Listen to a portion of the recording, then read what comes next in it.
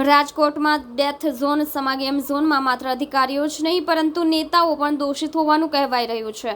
ત્યારે સુરતમાં પણ દીવા તળે અંધારું હોય તેમ શાસક પક્ષના નેતાઓ દ્વારા નિયમોની એસી-તેસી કરાઈ હોવાનું ઉજાગર થયું છે। ખુદ શાસક પક્ષના નેતા જ નિયમોને ઘોળીને પી ગયા હોય તેમ ફૂડ કોર્ટ ચલાવતા હતા, જેના પર લાલ આંખ કરીને બંધ કરી દેવામાં આવ્યું છે। ત્યારે લોકો સવાલ ઉઠાવી રહ્યા છે કે શું કાયમી માટે નેતાઓ નિયમો પાળશે કે પછી માત્ર લોકોએ જ પાળવાના છે। રાજકોટ અગ્નિકાંડની ઘટના બાદ ફાયર વિભાગ જાગ્યું છે, જેણે શાસક પક્ષના દંડક ધર્મેશ વાણિયાવાલાનું ફૂડ કોર્ટ સીલ કરી દીધું છે। ધર્મેશ વાણિયાવાલા દ્વારા પાલ રોડ પર ગેલેક્સી સર્કલ પાસે નિયમોની એસી-તેસી કરીને ફૂડ કોર્ટ ચાલુ કરી દેવામાં આવ્યું હતું। એનઓસી નહીં હોવા છતાં પણ તંત્ર દ્વારા આ લા પેન્ટોલા નામનું ફૂડ કોર્ટ ચલાવવા દેવાયું હતું। 3 દિવસ સુધી તંત્ર દ્વારા તેને બચાવવાનો પ્રયાસ કરાયો હતો।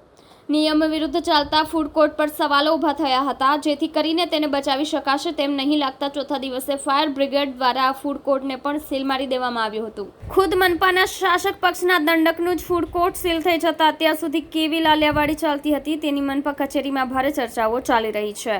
તો લોકોમાં ચર્ચા છે કે આ તો એક જ નેતાનું સામે આવ્યું છે, આવા તો અઢળક નેતાઓ છે જેની ગેરકાયદે પ્રવૃત્તિઓ પર સામાન્ય લોકોની જેમ જ કાર્યવાહી થવી જોઈએ।